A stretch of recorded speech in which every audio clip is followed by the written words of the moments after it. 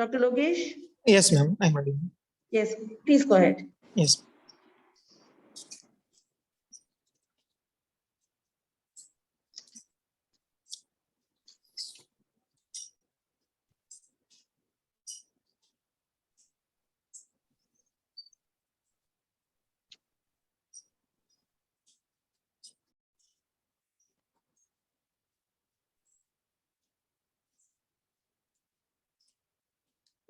Good afternoon, everyone. I'm going to discuss about the original article of the week.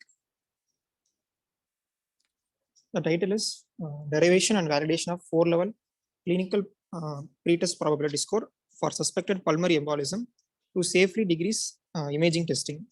The article was taken from JAMA Cardiology, which was published on 3rd March 2021. Background.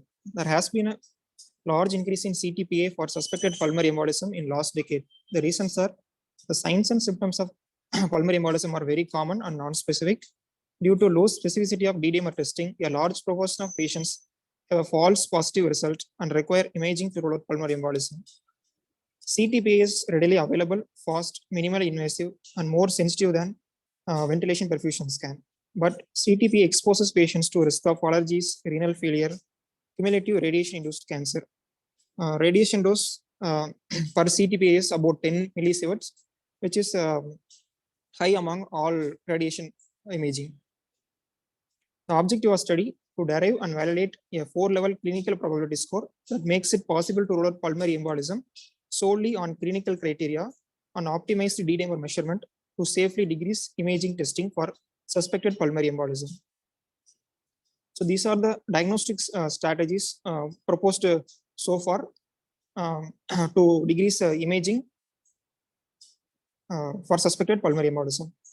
So we have standard strategy in which we will use either revised Geneva score or Wells score. And PERC strategy, adjust pulmonary embolism strategy, year strategy, pulmonary embolism graduated D-dimer strategy, and the recent one, 4-PEP strategy.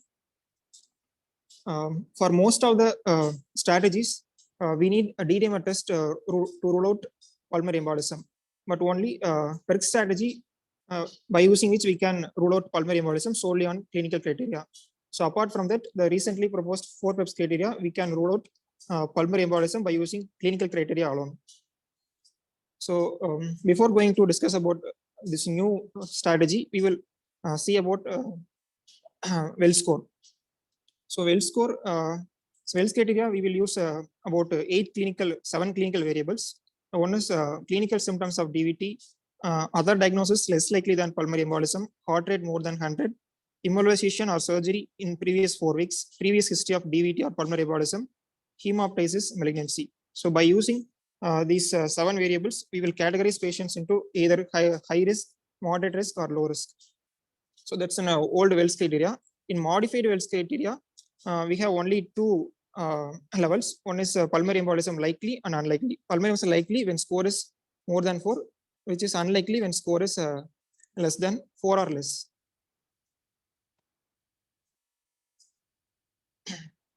Methodology, study design, which is a retrospective analysis of data prospectively collected in 5 studies. To derive the score, they predefined the upper limit of pulmonary embolism prevalence in each clinical probability category using the Bayesian approach and considered 2% as the safety threshold for pulmonary embolism. D-dimer test cutoff values were established using year study and adjust pulmonary embolism study. Study design.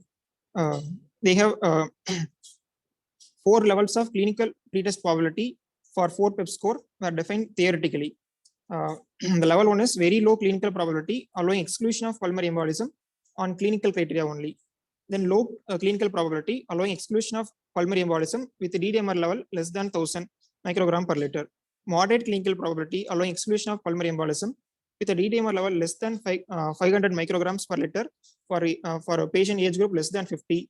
And for more than 50 years age group, we will use age adjusted cutoff value for patients older than 50 years, which is calculated by age into 10 microgram per liter. Then high clinical probability, not allowing safe exclusion of pulmonary embolism with D-dimer testing and require imaging testing. So in high clinical probability, we need CTPA. We can't use D-dimer to exclude pulmonary embolism.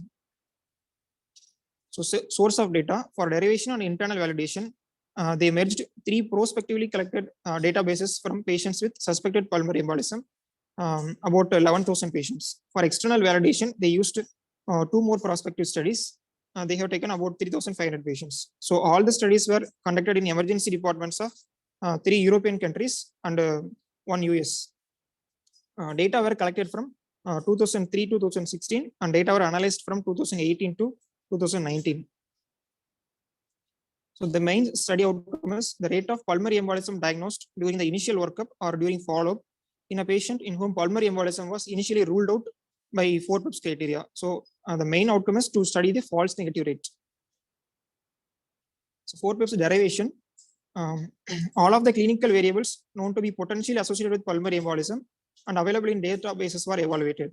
To select the predictor variable associated with pulmonary embolism, they performed a univariate analysis by using chi-squares test. All variables with 2-tailed p-values less than 0.2 as well as non-significant variables included in other prediction rules like Wells score, they included in the multivariate logistic regression. Variables with more than 2% of missing data were excluded, except those included in the other prediction rules. The non-significant variables were removed, considering 2-tailed p-value less than 0.05 as significant. Only significant variables were left in the final score. The score was assigned to each variables according to regression coefficient. So validation, the accuracy of score was assessed by the calculating the receiver operating characteristic curve and analyzing the area under the receiver operating characteristic curve. Safety and efficacy assessment. Safety of the 4 PEP strategy was retrospectively assessed using the false negative rate if the strategy had been applied in the 2 external validation cohorts. The acceptable upper limit of 90% confidence interval of false negative rate were predefined at 1.93% and 1.88% respectively by applying the recommendation of International Society of Thrombosis and Hemostasis. The efficacy of 4 PEP strategy was assessed by the rate of D-dimer and CTPA that could have been avoided if 4 PEP strategy had been applied compared with other strategies like Wells strategy and revised Geneva strategy. So this table describes about the false negative rate and rate of CTPA performed by applying the different categories. By applying 4 PEP strategy, the false negative rate is 0.7, but standard strategy is 0.2. But the rate of CTPA performed is only 46% of suspected patients. But in standard strategy, they have it's about 68%. So the difference is about 22%. But failure rate is it's less than 1. So failure rate is within the acceptable range, but there is much reduction in the imaging compared to other strategies, which is seen in the high prevalence group. In moderate prevalence external cohort, the CTPA performance rate in 4 PEP by applying 4 PEP strategies about 32%, and standard strategy is 51%. The difference is so 90%. So if we applied 4 PEP strategy, we can avoid CTPA in 19% of patients, with a failure rate of about 0.9%. So results, a univariate analysis found statistical association with pulmonary embolism diagnosis for 21 variables. So all of these variables were included in the multivariate regression analysis. In multivariate analysis, out of 21 variables, following 8 variables were excluded because they are not independently associated with pulmonary embolism, like age of 65 to 80, and patients older than 80 years, pulse rate of 80 to 100, systolic blood pressure, hemoptysis, cancer, chronic heart failure, pregnancy, postpartum state. We have seen hemoptysis and cancer were included in the Wells score, but they have removed the hemoptysis and cancer in the recent PEP score because they are not independently associated with the pulmonary embolism. The remaining 13 variables were included in the final model and assigned points for each of them according to regression coefficient. When 4 PEP strategy was retrospectively applied in the first and second external validation cohorts, the false negative rates were 0.7% and 0.89% respectively. No fatal pulmonary embolism or high-risk hemodynamically unstable pulmonary embolism were observed in the false negative patients. Compared with standard strategy, applying 4 PEPs would have decreased the CTPA rate by 22% and 19% in high and moderate prevalence external cohorts respectively, as we have seen already in the table. So this is the final 4 PEP score derived from the analysis. So they have included age. If the age is less than 50 years, so it is negatively associated with the pulmonary embolism risk. So they have given -2 points. So less than age 50 years, they have given -1 point. And if patient has chronic respiratory disease, even though it's previously thought it's associated with pulmonary embolism, now recent studies show it's negatively associated with the pulmonary embolism risk. And heart rate less than 80 is associated with less risk of pulmonary embolism. So they have given -1 score. In other scores, we have seen more than 100. Like in Wells score, they have given a +1 point for heart rate more than 100. But here, they have given negative points for heart rate less than 80. And symptoms like chest pain and acute dyspnea were positively associated with pulmonary embolism. So they have given positive points for 1. And male gender is associated with pulmonary embolism. So they have given score 2. So hormonal estrogen treatment, they have given a score of 2. And personal history of venous thromboembolism, syncope, immobility within the last 4 weeks, pulse oxygen saturation less than 93%, cough pain or unilateral lower limb edema. Then finally, is the pulmonary embolism is the most likely diagnosis, so which is assessed by the overall patient's profile. So we have 13 criteria in this score. The new to this score is they have assigned negative scores for some variables, and they have included new clinical variables like gender and histories like syncope. So these parameters were not included in the other prediction tools. So by using these clinical variables, they have assigned the risk of pulmonary embolism to 4 levels. When score is less than 0, it's very low risk for pulmonary embolism. So pulmonary embolism can be ruled out by using the 4 PEP strategy only. No need of D-dimer. If risk is very low clinical probability, then we need D-dimer to rule out pulmonary embolism. If D-dimer level is less than 1 microgram per ml, we can exclude it. And if score is 6 to 12, then it is categorized at moderate clinical probability. Then pulmonary embolism can be ruled out if D-dimer level is less than the age-adjusted cutoff level. If age is less than, if D-dimer level is age is less than 50, we can use less than 0.5 mg as a cutoff value. If it age is more than 50, then we have to use age-adjusted D-dimer cutoff value. For patients with score of more than 13, we need CTPA to rule out pulmonary embolism. We can't rule out with D-dimer level. Discussion using 5 multi-center cohorts regrouping more than 12,000 patients suspected of pulmonary embolism, they derived a new score to safely decrease imaging. Applying the 4 PEPs diagnostic strategy retrospectively to 2 external validation cohorts, the rate of false negative tests were below 1%, and 4 PEP strategy performed better than all previously proposed strategies in terms of reducing imaging. Most of the 4 PEPs variables were included in the other clinical probability scores. Nevertheless, some potentially relevant criteria were not statistically associated with pulmonary embolism diagnosis, like pregnancy and a history of cancer, chronic respiratory disease, hemoptysis. So these variables are included in the Wells score and revised Geneva score, but not included in the recent 4 PEP strategy. So strength of this study, they used a Bayesian evidence-based medicine approach to define the prevalence limit in each clinical probability category based on the predefined safety threshold and the negative likelihood ratio of D-dimer. They used a well-validated method to derive and validate the score. The safety of 4 PEP strategy was confirmed in 2 external validation cohorts. This reinforces the generalization of the results. So the limitation of study are the studies used to derive and validate the 4 PEPs were all performed in the emergency department setting, so they may not be suitable for inpatients. The score comprises of 13 clinical variables, so that's difficult to memorize, and reinforcing the use of an application. Then 4 PEPs were derived retrospectively from databases, so the strategy needs to be formally validated in prospective implementation study. Conclusion, 4 PEPs has very low rate of diagnostic failure and substantial reduction in imaging testing. but it should be tested in formal outcome study. Critical appraisal.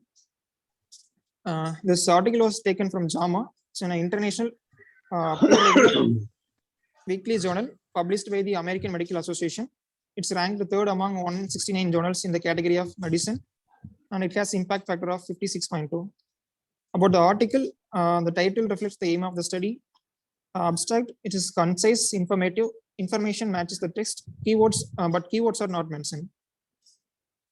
Methodology, study design, source of data, outcomes are explained clearly. Discussion, strength and limitations are explained. References are appropriate. Thank you, ma'am. Thank you, Dr. Lokesh. That was a good choice of article for an original article to be discussed. The only points that I would like to add for a critical appraisal, am I audible, Dr. Lokesh? Yes, ma'am.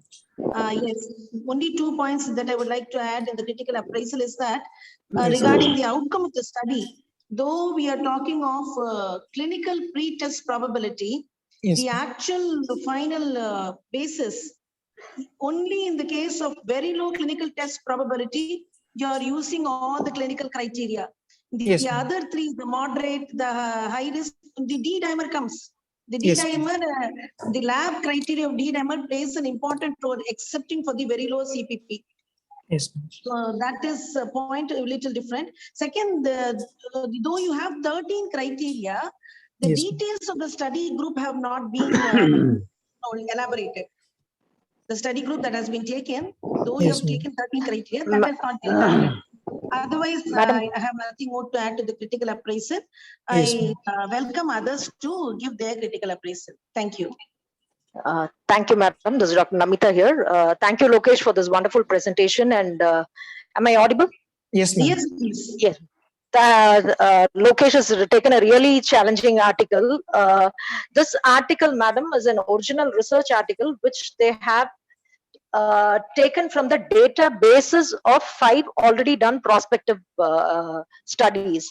So they, the researchers have gone into the databases for 5 studies, which was already done for a period from 2003 to around 2016. They've selected databases, which was all these articles you see were done in, for patients when admitted in emergency department.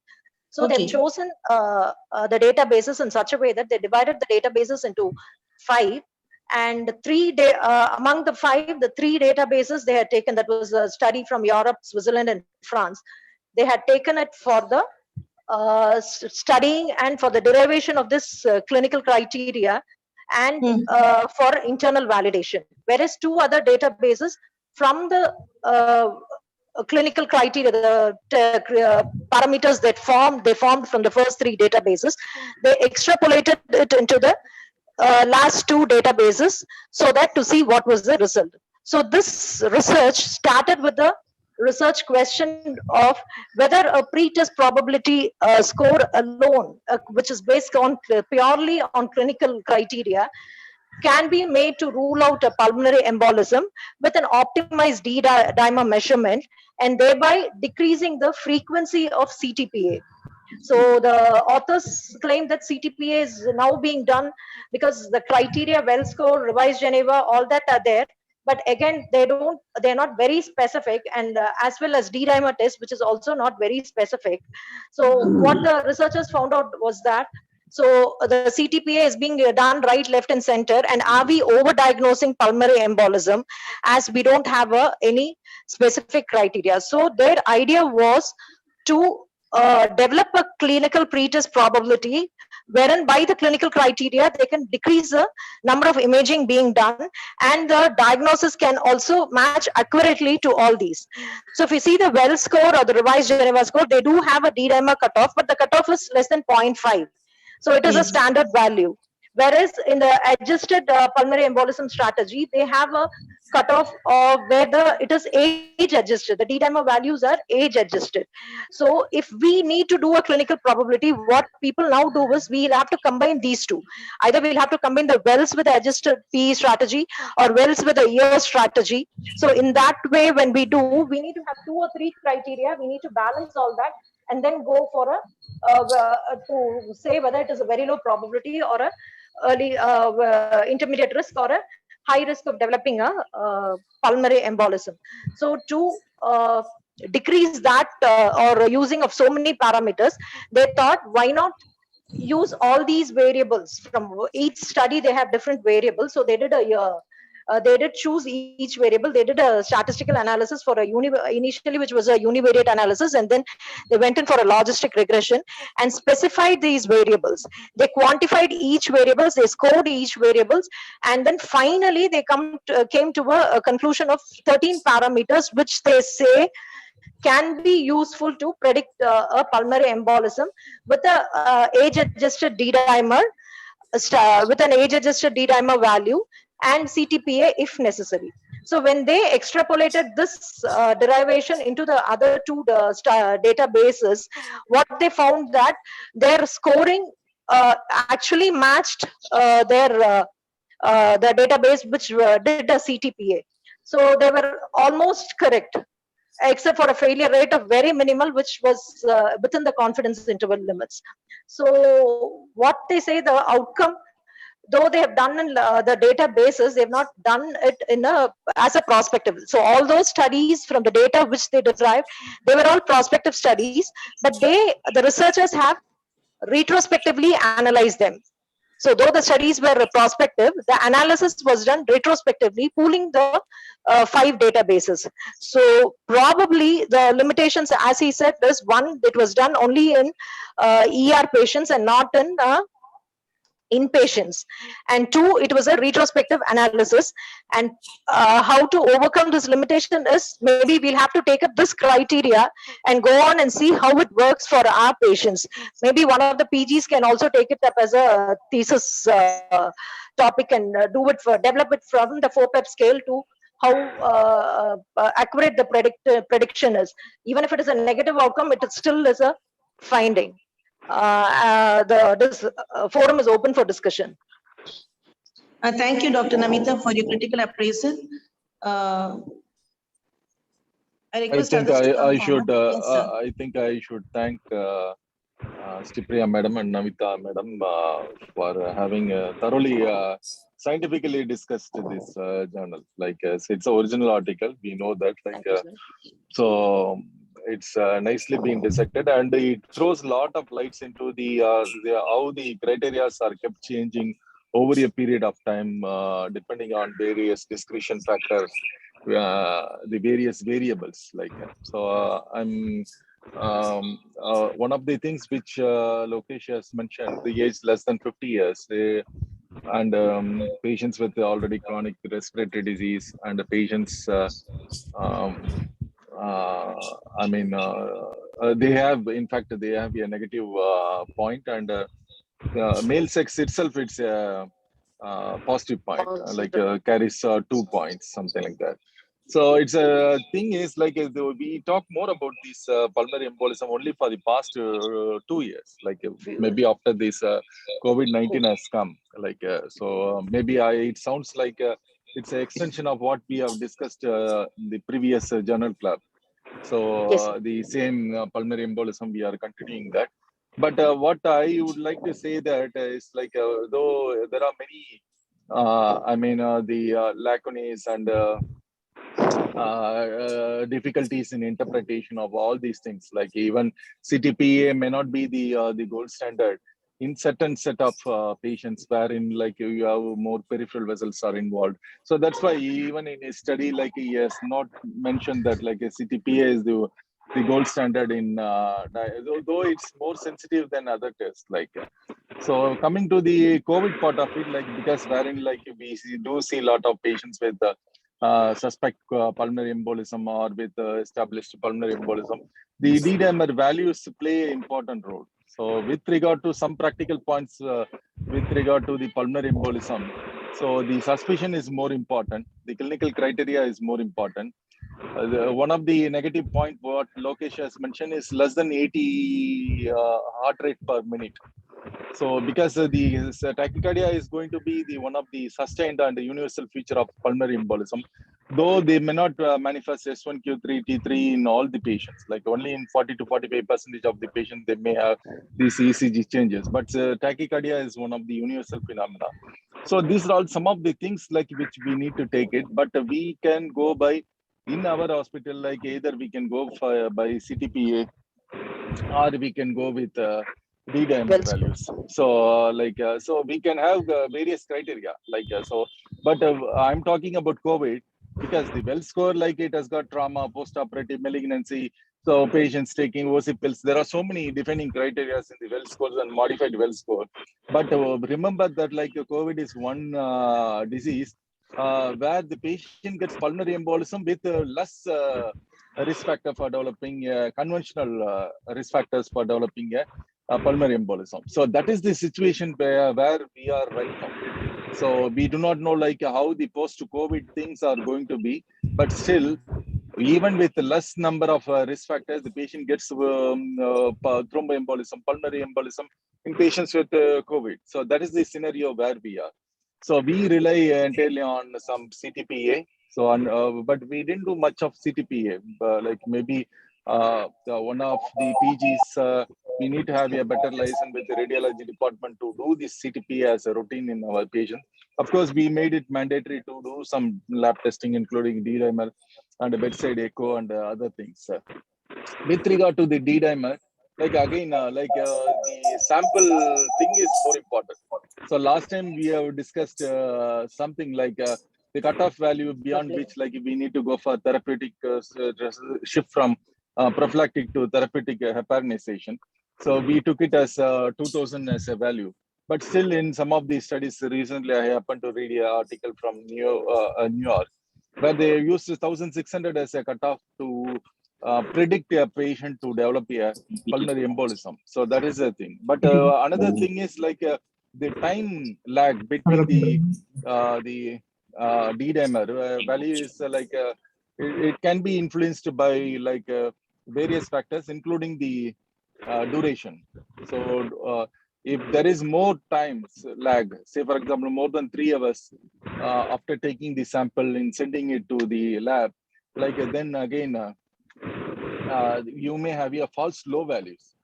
False high values, you can get it in some patients. Like, of course, a pregnancy in one situation, like a malignancy or some of the situations where we can have high values, but the false high values are known to happen in patients with hypertriglyceridemia, hyperbilirubinemia. So we should be more careful in interpreting these values whenever we get a suspect case of developing a pulmonary embolism. Anyway, it has thrown a lot of insight into our understanding of pulmonary embolism. And maybe one of the, as rightly said by Dr. Namita, one of the PG can take up this thing as a destination and we can study more. We are being a postgraduate institution.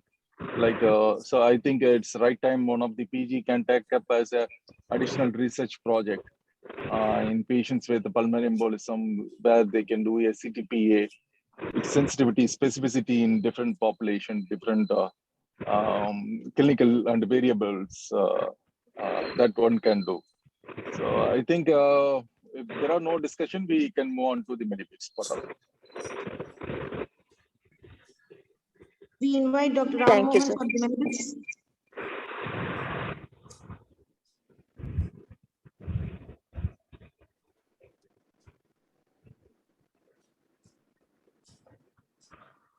Let's move on to the MediBits, please. Yes, ma'am.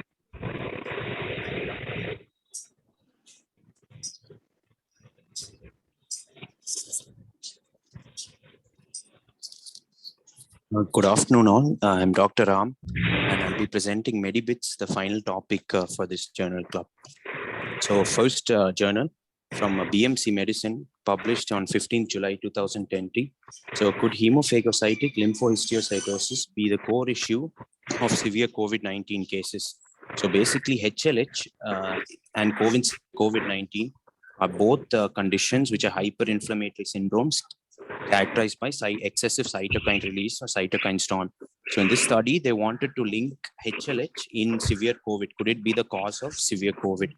So what they did was in this study, they analyzed patients with COVID-19 for HLH criteria.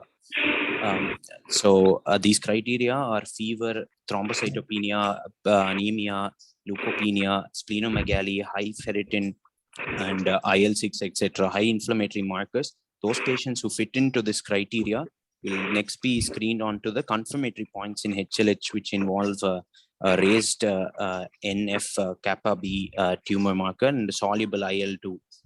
And the conclusion they came to in this article was that the pathogenesis and clinical symptoms of severe COVID-19 indicate that an increased inflammatory response corresponding to HLH is occurring.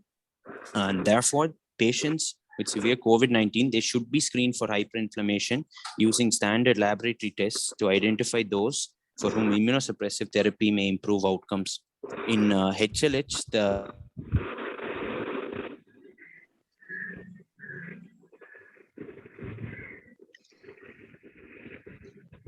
Dr. Ram, you're not able to see your slides.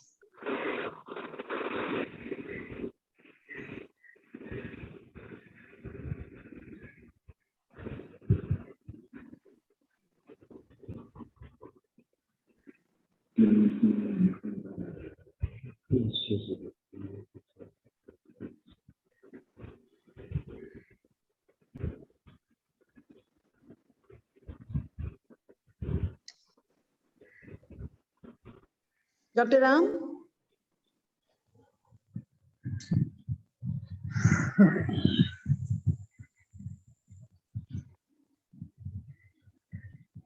Dr. Ram, am I audible? The slides are not visible, madam. Slides are not being visualized, doctor. Dr. Ram, can you hear me?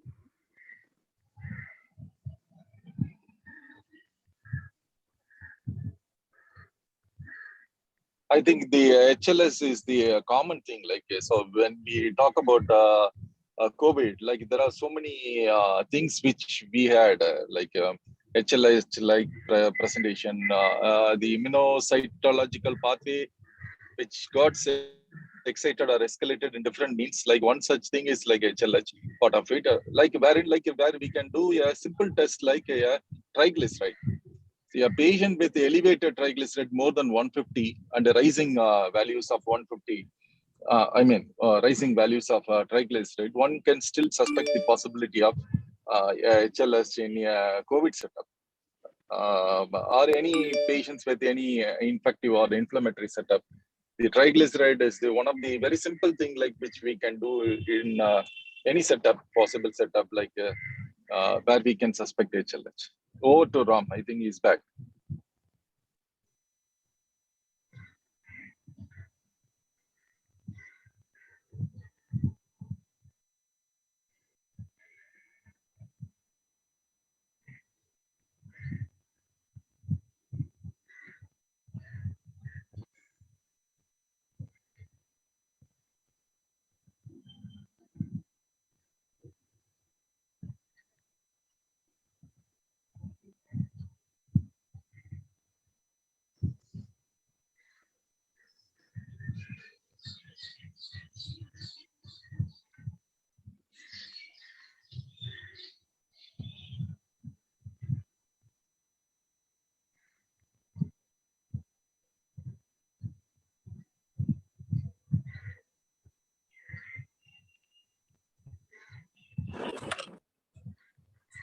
am I audible now?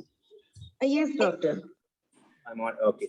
The second one, sorry for that technical problem. The second, the journal, the New England Journal of Medicine. This was done in May 6, 2021. 4-month rifampicin regimes with or without moxifloxacin for tuberculosis. As I said earlier, this could be a potential game changer by shortening the duration of anti-tubercular therapy by providing highly potent drugs. So thereby these facilitate improved adherence and reduce adverse effects. So rifampicin, it's a cyclopentyl derivative of rifampicin with a longer half-life. So in this study, it's a phase 3 randomized control trial in which they had 3 groups. One was the control group, which took the standard treatment for tuberculosis, drug-sensitive pulmonary tuberculosis. That was 2 months of HRZE and 4 months of HR. Then the one more group took only rifampicin. They took it 2 months of, instead of rifampicin, they replaced it by rifampicin. So isoniazid, rifampicin, pyrazinamide, ethambutol, and for the 2 months, and then for the remaining 2.5 months, they took isoniazid and rifampicin only. In the final group, they took rifampicin and moxifloxacin. They replaced rifampicin and ethambutol by rifampicin and moxifloxacin for 4 months total duration.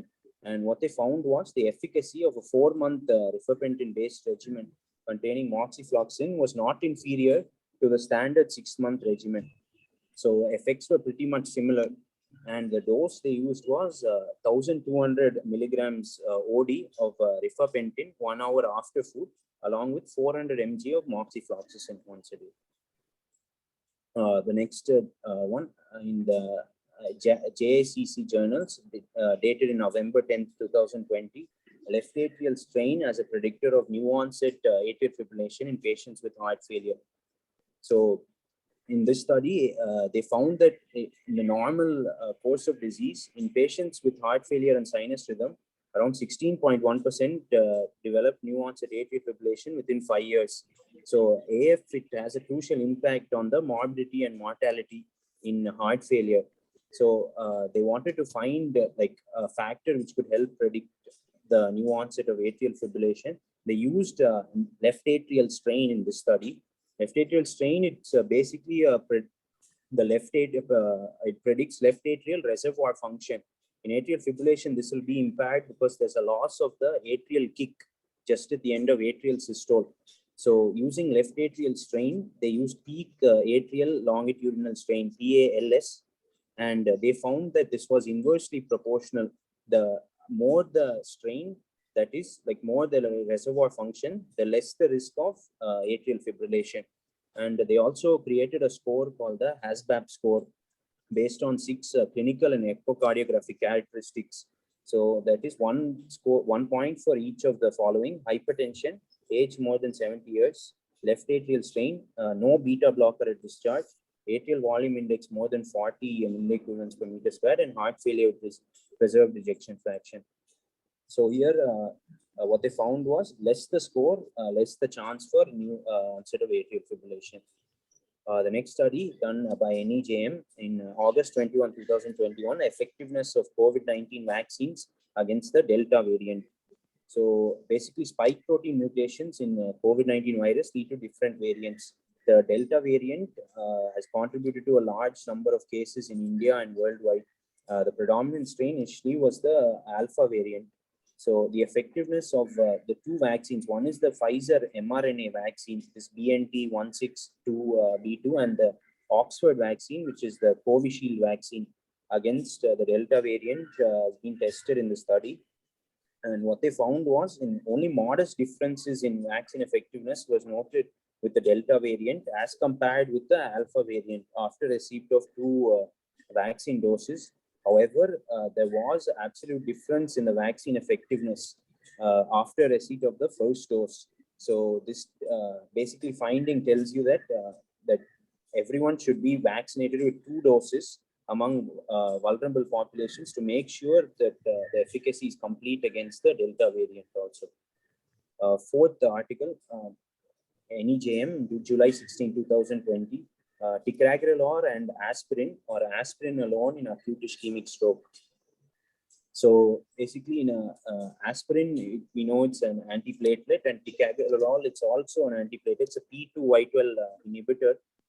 They gave in the study in patients with mild to moderate non-cardioembolic ischemic stroke, NIHS score less than 5, or TIA, who are not undergoing intravenous or endovascular thrombolysis. They found the risk of composite of stroke or death within 30 days was lower with the ticagrelor aspirin combination than with the aspirin alone. But the incidence of disability did not differ significantly. However, the only disadvantage with the study was that bleeding risk was a little higher with ticagrelor. Next, in JAMA Internal Medicine in 2020, October 26, the risk of overcorrection in rapid intermittent bolus versus slow continuous infusion therapies of hypertonic saline for patients with symptomatic hyponatremia. This is the SALSA randomized clinical trial. This is one of the first randomized controlled trials to compare the efficacy between the rapid intermittent bolus RIB and the slow continuous infusion treatment with hypertonic saline in patients with moderately severe or severe symptomatic hyponatremia. So what they found was overcorrection. They defined as serum sodium level rising by more than 12 milliequivalents per liter in 24 hours or 18 within 48 hours. And what they found was in both of these therapies, there was no specific difference in the overcorrection risk. However, later, the therapeutic relowering risk of sodium was better, had a lesser incidence in the rapid intermittent bolus. And also the rapid intermittent bolus therapy also had a better efficacy in achieving the desired serum sodium level within 1 hour compared to the slow continuous infusion. So they found that this rapid intermittent bolus therapy could be suggested as the preferred treatment of symptomatic hyponatremia, which is consistent with the current consensus guidelines. Next article done in the, this was posted in the European Journal of Epilepsy. That is, they analyzed the efficacy and safety of levetiracetam versus phenytoin or fosphenytoin for second-line treatment of status epilepticus. So it's a meta-analysis of latest RCTs. This was done in July 13, 2021. So what they found was levetiracetam had no significant difference compared with fosphenytoin or phenytoin on effectiveness. And levetiracetam and fosphenytoin had no significant difference in drug resistance also to persistent epilepsy treatment. But in overall, in pooled safety outcomes and adverse effects, levetiracetam performed better and was superior to fosphenytoin. But to give a final conclusion, you need further exploration is still needed, such as genetic testing and drug metabolism mechanism, as to whether it can replace phenytoin in the second-line treatment for status epilepticus. This one is an animal trial done in May 2020 in the Medical Science Monitor journal. That is roflumilast, phosphodiesterase 4 inhibitor. Does it alleviate sepsis-induced AKI? So basically, roflumilast is a PDE4 inhibitor. It's used to decrease airway inflammation in COPD, used more in acute exacerbations of COPD. So what they did in this was they took mice and they took a control group and then the actual group, and they did cecal ligation and puncture so as to induce sepsis in this one group of mice. Then they gave them roflumilast around 3 milligrams per kg, and they found that roflumilast was demonstrated to alleviate sepsis-induced AKI by reducing histopathological changes and decreasing the levels of kidney injury markers in a concentration-dependent way. They used the production of TNF-alpha, IL-6, IL-1B. It was significantly suppressed the production of these markers. And also it inhibited the activation of NLRP3 and NF-KB markers, and also inhibited cell apoptosis and changes in expression of apoptosis-related proteins induced by sepsis. And finally, it did not also have an adverse effect. Even high doses did not have an adverse effect on the liver, heart, lung, or spleen. So what we can conclude is that this study indicated that roflumilast could ameliorate AKI induced by sepsis through restraining the inflammatory response and apoptosis of the kidney, providing a molecular basis for a novel medical treatment of septic AKI. Next article, done in February 2020, in the Journal of Diabetes Research, they've iron, insulin, and coronary heart disease, emphasis on the generation of sudden death and occult diabetes, and why donating blood can reduce cardiovascular death. Basically iron, they found that iron overload, it promotes insulin resistance by acting on adipocytes, by decreasing the action of insulin, decreasing glucose uptake on muscles. It increases fatty acid oxidation, decreases glucose uptake. in beta cells, it also decreases insulin secretion, and on the liver, it decreases the insulin extraction and increases the glucose output. So all of these lead to a hyperglycemic state, and this contributes to insulin resistance. And we know that insulin resistance is a key factor in metabolic syndrome, and it contributes to cardiovascular disease. So this was one mechanism how increased iron would cause cardiovascular disease. Next one was labile iron promotes endothelial dysfunction by increasing oxidative stress, and it's atherogenic. So, and also serum ferritin is an independent risk factor. High value of serum ferritin is an independent risk factor for acute MI, and iron also, it increases the blood viscosity. Basically from this study, they found that the multiple benefits of blood donation or phlebotomy, that by reducing the total iron content in our blood, continue to demonstrate for a long time in the powerful reduction of individual cardiovascular risk in the short and long term, by reduction of excessive physiological accumulated iron, high oxidative stress, inflammation, and the potential prothrombosis to stress. So the takeaway point is that once in a while, we should donate blood. Next, BMJ Open Diabetes and Research Care Journal, variables associated with increased incidence of non-alcoholic fatty liver disease, NAFLD, in patients with type 2 diabetes in March 2021. We know that in type 2 diabetics, the incidence of NAFLD is significantly higher. So what the risk factor that increases the risk of NAFLD in diabetics is that the increased body mass index, which promotes chronic inflammation and oxidative stress, is the additional risk factor for development of NAFLD in patients with type 2 diabetes. And the factors which reduce the risk are prescriptions of sodium glucose cotransporter 2 inhibitors, glucagon-like peptide 1 receptor antagonist, and insulin. They all are significantly associated with lower incidence of non-alcoholic fatty liver disease. And so the data suggests that patients with type 2 diabetes should be included in surveillance strategies for early detection of non-alcoholic fatty liver disease. Thank you.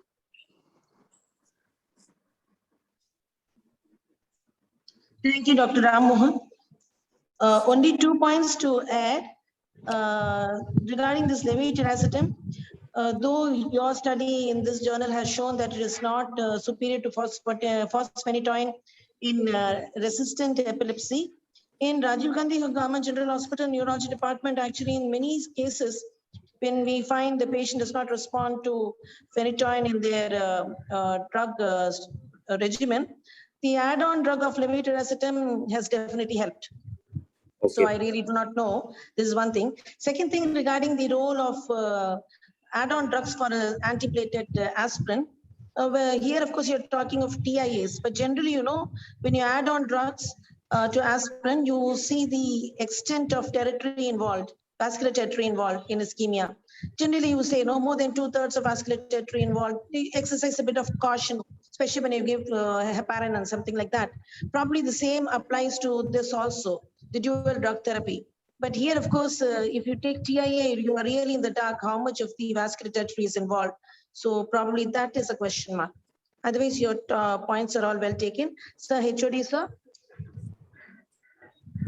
I think it's quite excited to see Ram presenting the plethora of journals and many informations he has shared.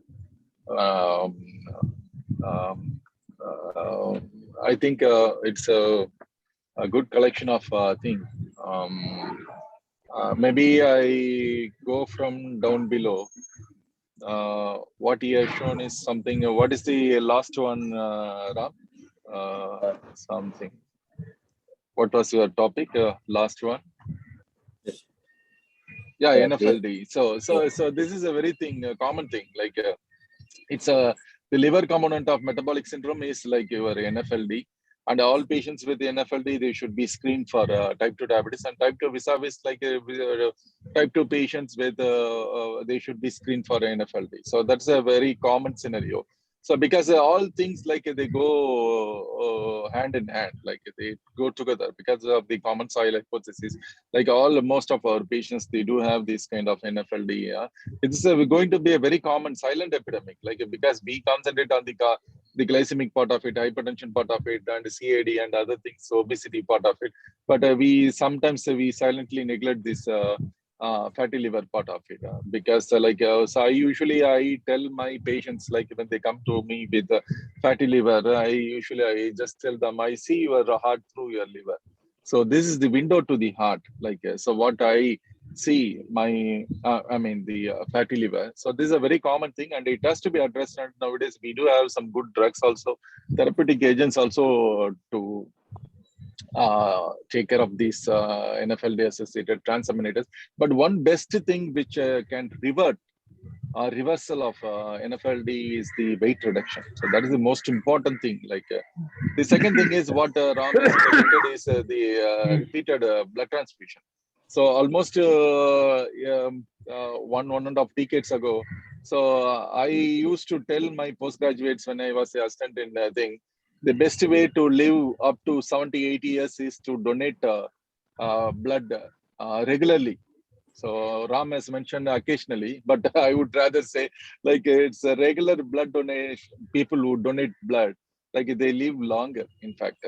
So that's a very simple way. So if you are worried about, if you are afraid of taking aspirin, beta blocker or statin, the best way to live longer is to donate your blood, on regular basis. So I think he has shown some concept of the iron overload and other thing. So the iron definitely plays a havoc. So that's why we keep talking about the hemoglobin in cardiac failure, hemoglobin in CKD. That is a target. So similarly, the iron overload definitely it poses a lot of problem, including the oxidant and other inflammatory injury to the system. So one has to be very careful. So that's a very simple way. So they're giving a donation, blood donation, that's a very simple thing. And he has spoken about the vaccine and its efficacy with the Delta Plus, which has already come. So the problem is with this vaccine is the studies, because I happen to be the discussion for the ICMR project on serosurveillance of COVID vaccine in Chennai population. So which got recently published. So I think Dr. Sriram is the principal investigator. I was one of the, when he presented, I was one of the discussant, lead discussant for that title. So the problem is the antibody levels varies over a period of the vaccine and waning. The antibody level decreases over a period of time, and so they say that after 180 days, the antibody levels comes down significantly. Maybe the government will think seriously about giving a booster dose once all the vaccines are freely available, or most of the people are vaccinated. Even now people, they find it difficult to take the second shot, so or even a first shot for that matter, more precisely. So when people have given first shot and second shot, probably the government may think about giving a booster dose also, in the years to come. So that would also definitely would happen. So other than that, he has mentioned about the levetiracetam, madam, but in his study he has mentioned non-inferiority to phenytoin and phosphonitine. That's the word he has mentioned. Am I right, Ram? Yes, no significant difference as compared in the. Yeah, he has mentioned the word non-inferiority. So the non-inferiority means it's almost equal to phenytoin and phosphonitine, but it's a very good drug without much side effects. So that is one thing which we need to, nowadays it's available in our hospital IV and as well as the oral preparations. One can get the best use of these levetiracetam. So so that's one thing. And another thing, what is the other thing you have discussed?